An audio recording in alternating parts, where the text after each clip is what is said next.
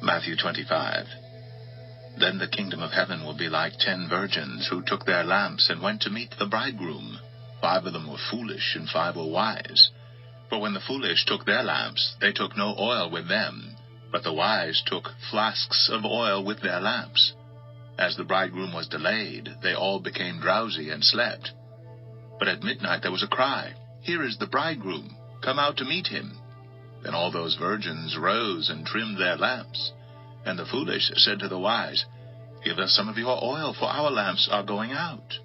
But the wise answered, saying, "Since there will not be enough for us and for you, go rather to the dealers and buy for yourselves." And while they were going to buy, the bridegroom came, and those who were ready went in with him to the marriage feast, and the door was shut. Afterward the other virgins came also, saying, "Lord, Lord, open to us." But he answered, "Truly I say to you, I do not know you. Watch therefore, for you know neither the day nor the hour. For it will be like a man going on a journey, who called his servants and entrusted to them his property. To one he gave 5 talents, to another 2, to another 1, to each according to his ability. Then he went away. He who had received the 5 talents went at once and traded with them, and he made 5 talents more. So also he who had the 2 talents made 2 talents more. But he who had received the 1 talent went and dug in the ground, and hid his master's money. Now after a long time, the master of those servants came and settled accounts with them.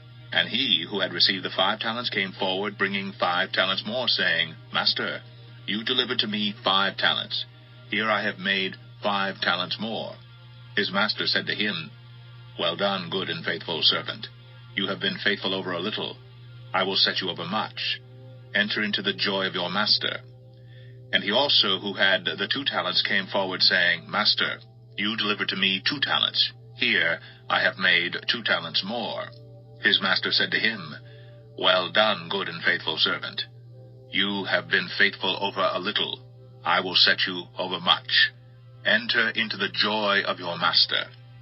He also who had received the 1 talent came forward, saying, "Master, I knew you to be a hard man, reaping where you did not sow, and gathering where you scattered no seed.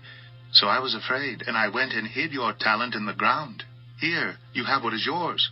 But his master answered him, "You wicked and slothful servant, you knew that I reap where I have not sowed, and gather where I scattered no seed. Then you ought to have invested my money with the bankers, and at my coming I should have received what was my own with interest. So take the talent from him, and give it to him who has the 10 talents. For to everyone who has will more be given, and he will have an abundance. But from the one who has not, even what he has will be taken away. And cast the worthless servant into the utter darkness. In that place there will be weeping and gnashing of teeth. When the Son of Man comes in his glory, and all the angels with him, then he will sit on his glorious throne. Before him will be gathered all the nations, and he will separate people one from another, as a shepherd separates the sheep from the goats. And he will place the sheep on his right, but the goats on the left. Then the king will say to those on his right, "Come, you who are blessed by my Father, inherit the kingdom prepared for you from the foundation of the world. For I was hungry, and you gave me food. I was thirsty, and you gave me drink. I was a stranger, and you welcomed me. I was naked, and you clothed me. I was sick, and you visited me. I was in prison, and you came to me."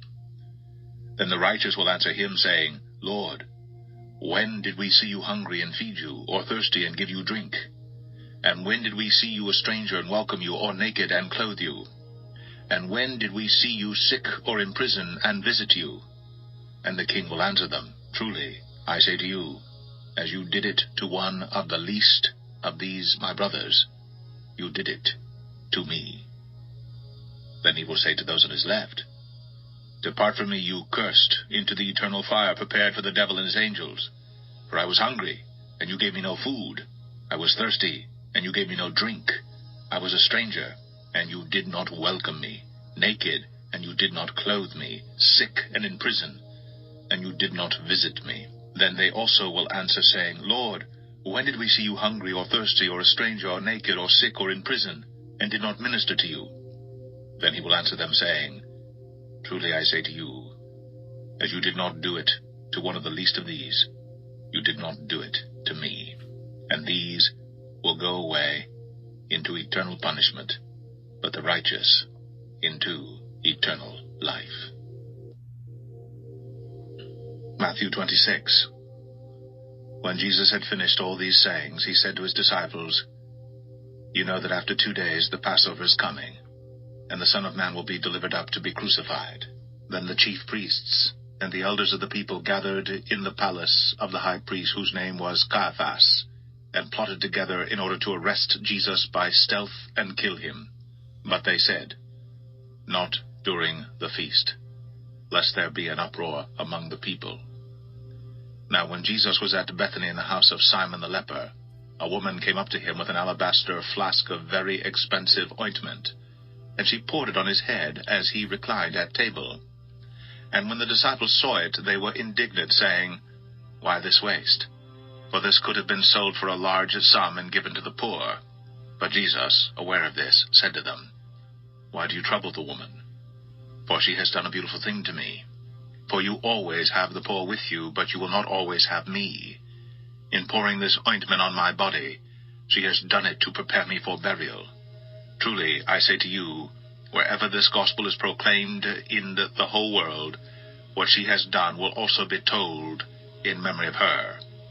Then one of the 12, whose name was Judas Iscariot, went to the chief priests and said, What will you give me if I deliver him over to you? And they paid him 30 pieces of silver. And from that moment he sought an opportunity to betray him. Now on the first day of unleavened bread, the disciples came to Jesus, saying, Where will you have us prepare for you to eat the Passover? He said, Go into the city to a certain man and say to him, The teacher says, My time is at hand. I will keep the Passover at your house with my disciples. And the disciples did as Jesus had directed them, and they prepared the Passover. When it was evening, he reclined at table with the 12. And as they were eating, he said, Truly, I say to you, one of you will betray me. And they were very sorrowful, and began to say to him one after another, Is it I, Lord?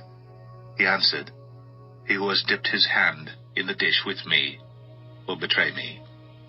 The Son of Man goes as it is written of him, but woe to that man by whom the Son of Man is betrayed. It would have been better for that man if he had not been born. Judas, who would betray him, answered, Is it I, Rabbi?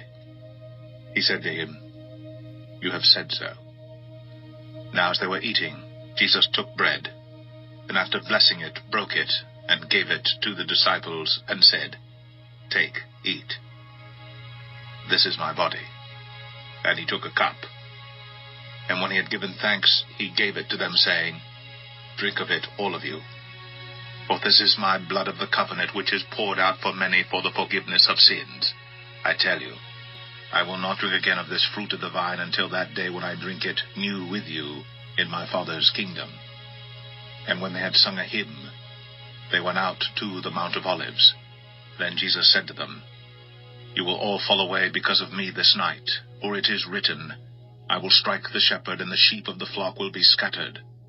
But after I am raised up, I will go before you to Galilee.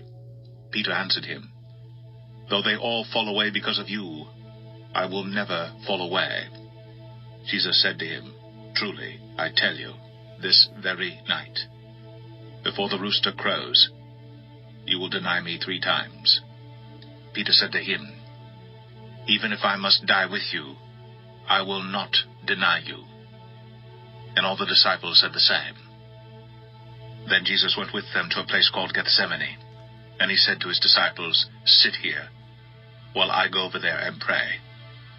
And taking with him Peter and the 2 sons of Zebedee, he began to be sorrowful and troubled. Then he said to them, My soul is very sorrowful, even to death. Remain here and watch with me. And going a little farther, he fell on his face and prayed, saying, My Father, if it be possible, let this cup pass from me. Nevertheless, not as I will, but as you will. And he came to the disciples and found them sleeping. And he said to Peter, So, Could you not watch with me 1 hour? Watch and pray, that you may not enter into temptation.